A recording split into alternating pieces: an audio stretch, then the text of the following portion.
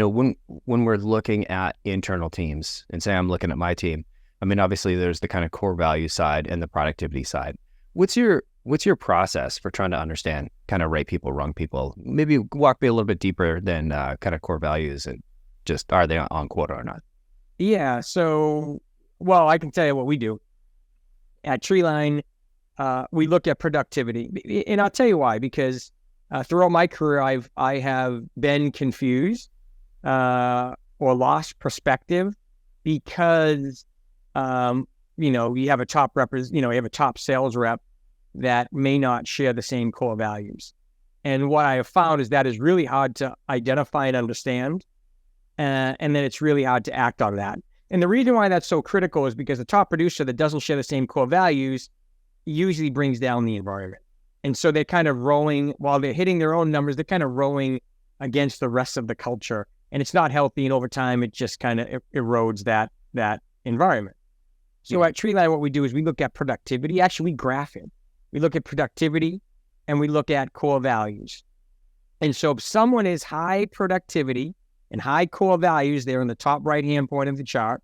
That means that they're an A producer or a potential A producer, right? And those are the people that we want. If we have a potential A producer, we're always trying to push up their core values and their productivity so they become an A producer. If they have high core values, so for example, one of our core values is grit. One of our core values is compete to win.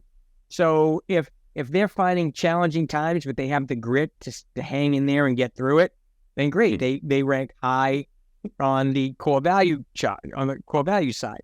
If they are ready to compete to win, and that means that they're pushing themselves to work hard, to do more calls than they typically do, or setting goals and holding themselves accountable, then we know they're high on the core value chart.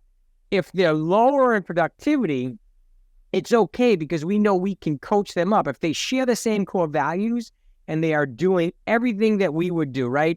They have grit, they compete to win, they're empowering themselves, right? They do what's right. If they have that inherently in them, we know that we can coach those individuals up to become A players.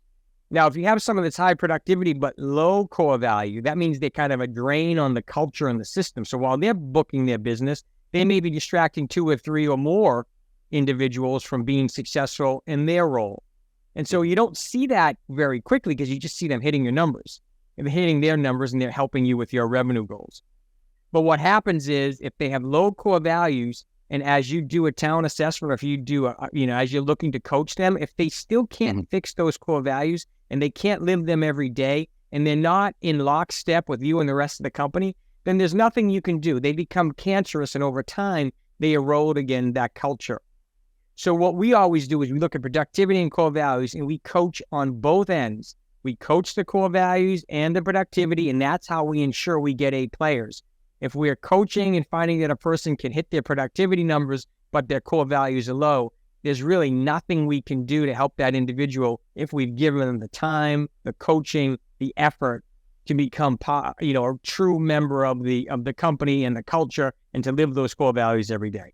Does that make sense? Yeah, I follow you.